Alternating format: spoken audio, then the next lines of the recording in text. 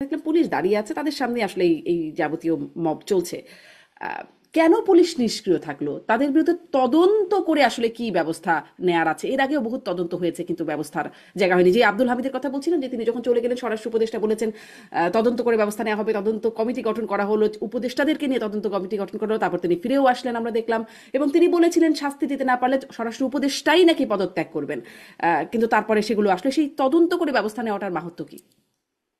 না, এই তদন্ত করে ব্যবস্থা নিতে হবে, এটাই তো আইনগত ভিত্তি। মানে আপনি যে কোনো ভাবে পুলিশের কাছে কেউ অভিযোগ দায়ের করতে পারেন বা আদালতেও যেতে পারেন, এবং এরপরে একটা তদন্ত করতে হবে। তদন্ত করে তারপরে সিদ্ধান্ত নিতে হবে যে তাকে গ্রেপ্তার করা হবে কিনা। এবং এইসব আমলযোগ্য অপরাধ অনেক বিষয় আছে, যে অপরাধে গ্রেপ্তার করা যায়, যে অপরাধে যায় না, অথবা জামিন দেওয়া যায়, জামিন দেওয়া যায় না।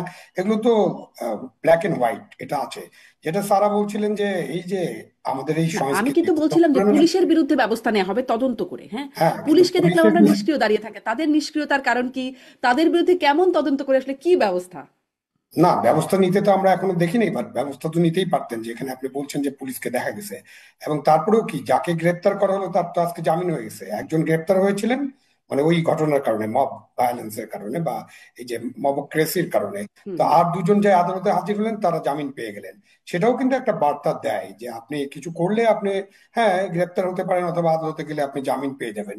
তো এইগুলোর ব্যাপারে তো যেহেতু আমাদের সাথে একজন আইনজ্ঞ আছেন, উনি বলতে পারবেন যে এদেরকে যদি জামিন দিয়ে দেন এবং পুলিশের ব্যাপারেও যদি কোনো ব্যবস্থা না নেন, এবং শুধুমাত্র বিবৃতির মধ্যে সীমাবদ্ধ থাকেন, কথার মধ্যে।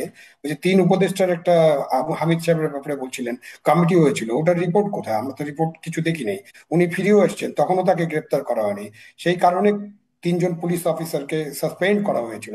তাদের কি অবস্থা এটা আমরা জানি না। এবং স্বরাষ্ট্র উপদেষ্টা বলেছিলেন বিচার না করতে পারলে উনি পদত্যাগ করবেন, সেটাও তো হুম। উনি করেন নাই। তো সব মিলিয়ে ওই বক্তব্য, বিবৃতি, কথা, এবং মাঝে মাঝে যে হাইকোর্ট থেকে কেন ওই আদেশটি বাতিল করে দেওয়া হলো বা স্থগিত করে দেওয়া হলো, এবং স্থগিত করার পরে সরকার, উপদেষ্টা পরিষদ বা সরকার, বর্তমান সরকার, অন্তর্বর্তী সরকার কি ব্যবস্থা নিলেন, এটা আমরা জানি না। তো সব মিলিয়ে এই অবস্থাটা এমন যে আমাদের নাগরিকদের এরকম ধারণা হতে পারে এই মবতন্ত্রকে আমরা বোধহয় কেউ না কেউ উৎসাহিত করছি। এখন কারা উৎসাহিত করছেন, কেন করছেন, মব কাদেরকে সহযোগিতা করছে, মব হলে কাদের লাভ হবে, এইসব বিষয় আসলে ব্যাপক আলাপ আলোচনার দাবি রাখে, এবং আলাপ আলোচনা হওয়া উচিত। কারণ আমরা তো প্রথম থেকেই শুনছি, মানে প্রথম দিকে ধরেন অবস্থা তো ভালো ছিল না, তারপর থেকে তো আমরা দেখলাম যে এই মব চলতে দেওয়া হবে না, এইভাবে মামলা করলে গ্রেপ্তার করা হবে না, মামলার তদন্ত করা হবে। এই 10 মাসের মধ্যে তদন্ত করে কোনো একটা মামলাতে তদন্তের পরে তদন্ত রিপোর্ট আদালতে দেওয়া হয়েছে কিনা আমার জানা নেই।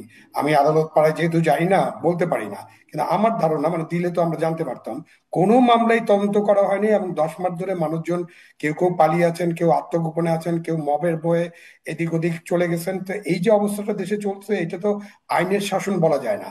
সুতরাং আইনের শাসন, আমাদের 24-এর গণ অভ্যুত্থানের কথা যদি বলি, তার তো কিছু স্বপ্ন ছিল, তার কিছু লক্ষ্য ছিল, এবং আইনের শাসন। আমরা এখন বলছি না গত 15 বছর, 17 বছর, বা ধরেন কেউ কেউ বলেন গত 54 বছরই নাকি দেশে আইনের শাসন ঠিক মতো ছিল না।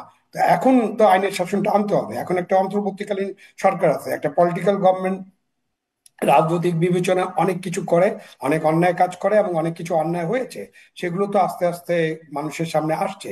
তো এখন যদি আমরা আইনের শাসন প্রতিষ্ঠার ব্যাপারে মনোযোগী না হতে পারি, অথবা ওটাকে জোর দিতে না পারি, বা সেখানে হুম। কঠোর হতে না পারি, শুধুমাত্র বক্তৃতা, বিবৃতি দিলাম, একটা স্টেটমেন্ট করে দিলাম, তারপরে আমাদের কাজ শেষ, এইটা হলে তো জি। এইভাবে তো জি, চলতে পারে জনাব না। আরো বলেন।